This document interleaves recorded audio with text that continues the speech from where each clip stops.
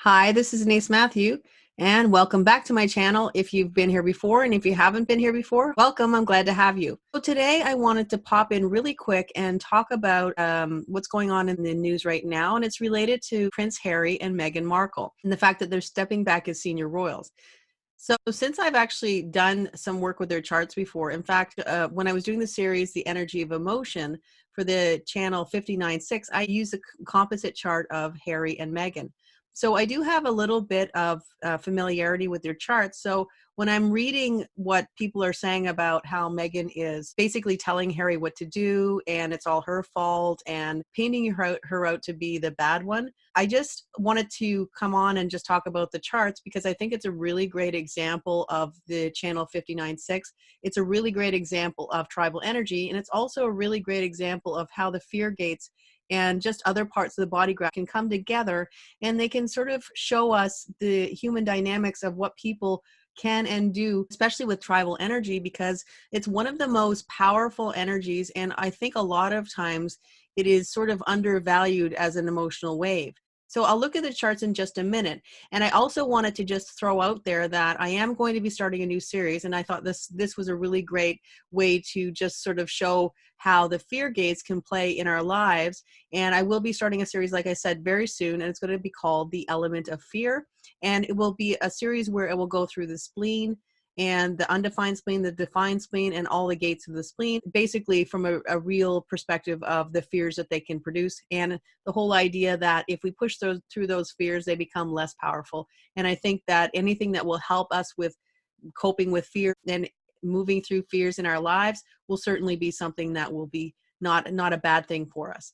So I'm going to quickly just jump into the chart, and I'm going to talk about the fear gates and a little bit of how they all play in with the whole dynamic. I'm completely unbiased. I'm not a royal watcher. I'm just a person who likes to watch people and how they behave in the world and kind of connect it back to human design so we can use it in a very practical way in our lives, because we can see the patterns in their behavior, and also we can kind of sometimes see the same patterns in our own behavior.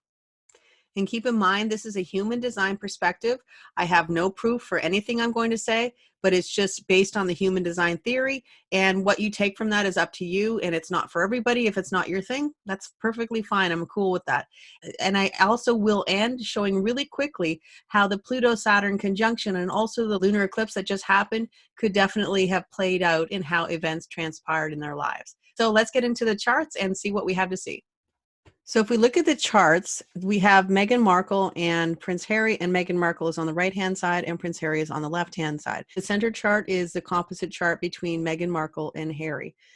Whenever we talk about emotional energy, we're talking about somebody who has an emotional wave and then somebody who doesn't. Now, Meghan Markle wouldn't have an emotional wave, but she would be influenced by anybody who has an emotional wave. And that means that she would be influenced by Harry's energy. We can see that in the relationship. Harry brings the emotional energy through the tribal wave 59.6, as well as the collective wave 35.36. And Meghan Markle is undefined emotionally. In fact, she has absolutely no emotional gates defined. And that can make for a person who, because they don't have a lot of hanging gates that connect electromagnetically, they can come across as more cool and detached and not as emotionally driven as others. But on the other hand, if you're in the aura or influence of people with a defined emotional wave, by the nature of human design, they're going to not only be influenced by the emotional energy, but they're going to amplify it. And so based on that premise, then Meghan would be absorbing and amplifying Prince Harry's emotional waves. So she would be feeling his energy, but she wouldn't just feel his energy like he feels it, she would feel it like 10 times more than he feels it.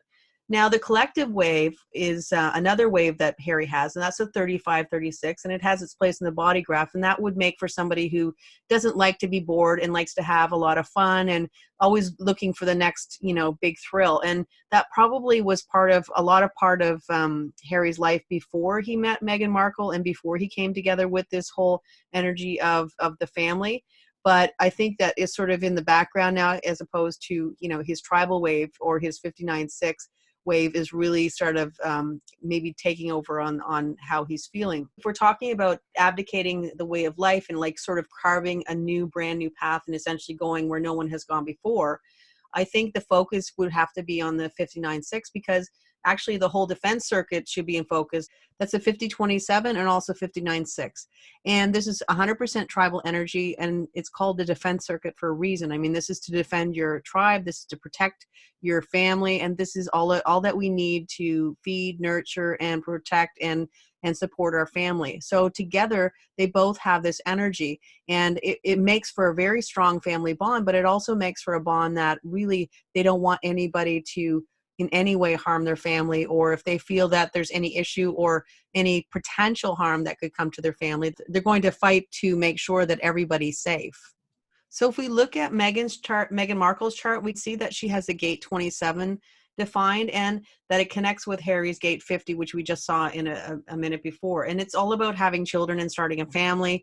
And it's tribal energy, as I said, and it's really strong, nurturing and caring energy. And so people who say that she doesn't have any caring, or she doesn't really care about anybody, and she's a terrible mother, and there's a lot of things that have been said about her. I'm not necessarily sure if that's the case, because this is the energy of Mother Teresa gate, and it's really an energy that a lot of people who are in the helping professions or the healthcare professions, or any kind of a profession where you're actually helping people, a lot of people have this energy.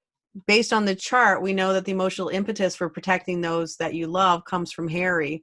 Harry's 59-6 emotional channel. And again, this is tribal energy, and it would be protecting those who he loves, who are part of his tribe, even to the point of going to war. And does that mean he's going to war with his family? I mean, not like, physically going, to war, to battle with his family, but literally being strong and saying, no, this is my family and this is what we're going to be doing. If you look at Harry's chart, we can see that he has 3 fear gates, and the fear gates are the 50, the 44, and also the 57. If we talk about what the fears are, we have the fear of letting those down, those who you love, from the gate 50.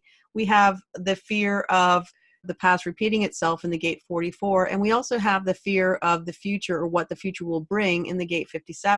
If you can think about those, they're all very powerful fears, and these are all sort of working in with the whole concept of him losing his mother at a very young age. And really, if you look at where he probably puts the blame, it was related to the fact that she was being chased by the paparazzi, and that her life was in a goldfish bowl, and she literally was, everything she did was under scrutiny. And so he probably sees a lot of the same dynamic of what happened with his mother, and what happened with his mother happening to his own wife, and how that affects him could be some of the impetus of why he's actually pushing forward now and deciding that he doesn't want to allow his wife to be under scrutiny, as she has been for so long, anymore. So we also have the channel 5710, and that's all about perfected form. Again, this is all a perfected energy. You want to be the perfect person to, make everything right for those who you love, because the gate 50 is a hugely powerful energy.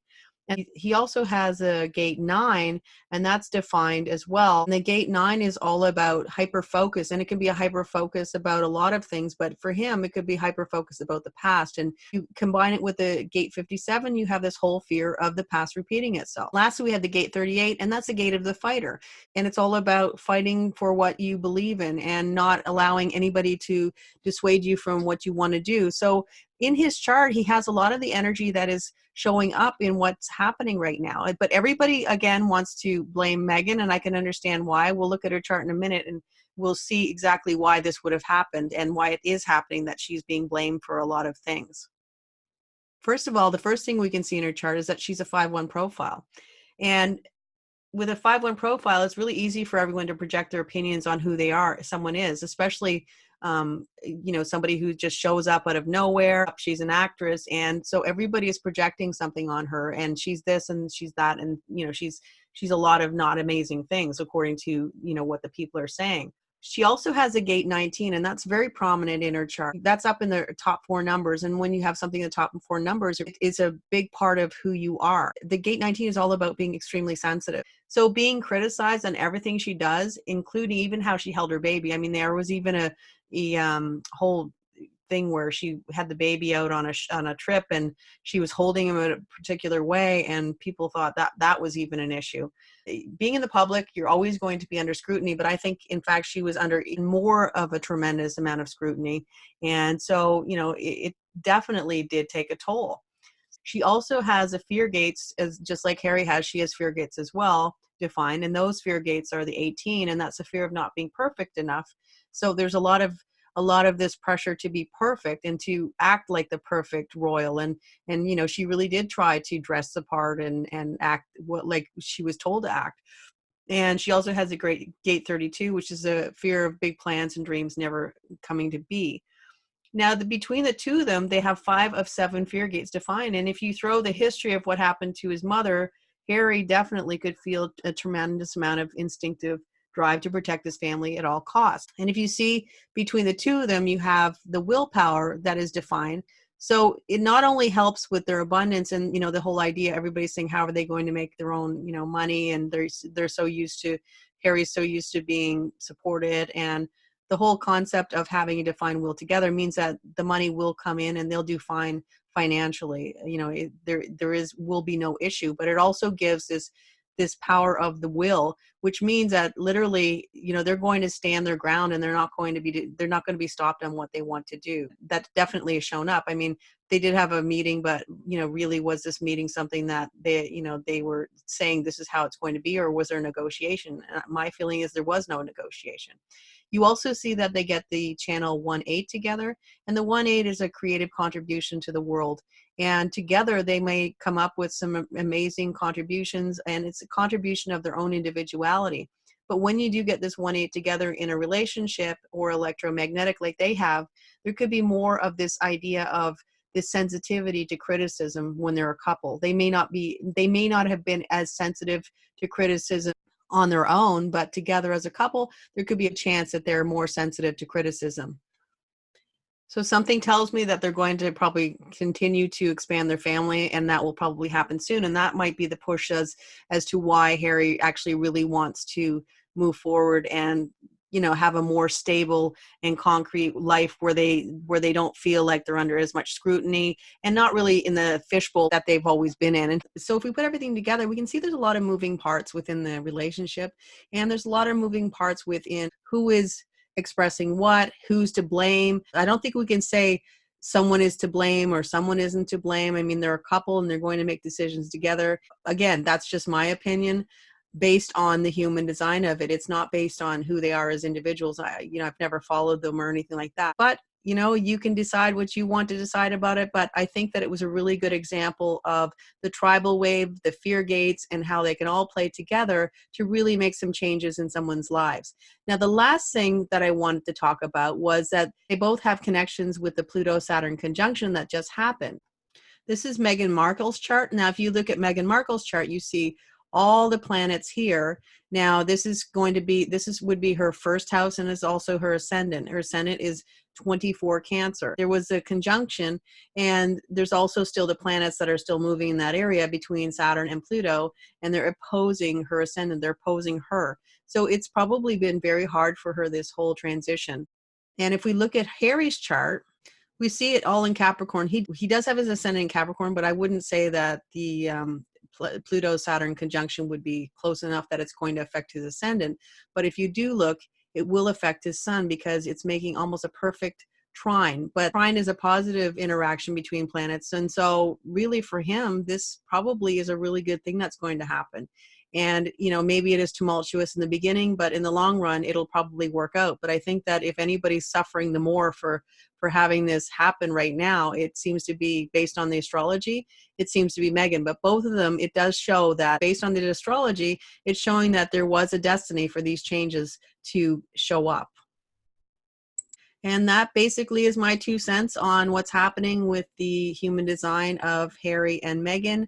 And I hope you enjoyed it. And please be sure to subscribe, because I will be coming back with that new series, like I said, The Element of Fear. And I think it will be helpful for anybody who is dealing with any type of fear in our world, because I think we have a lot of fear. It's part of, I mean, even just having this whole Pluto-Saturn conjunction happening, and there was so much fear on the internet and so much fear by a lot of people. Oh, what will it bring? So having less fears of any kind certainly won't hurt anybody. Thanks for watching, and I will see you next time. Bye for now.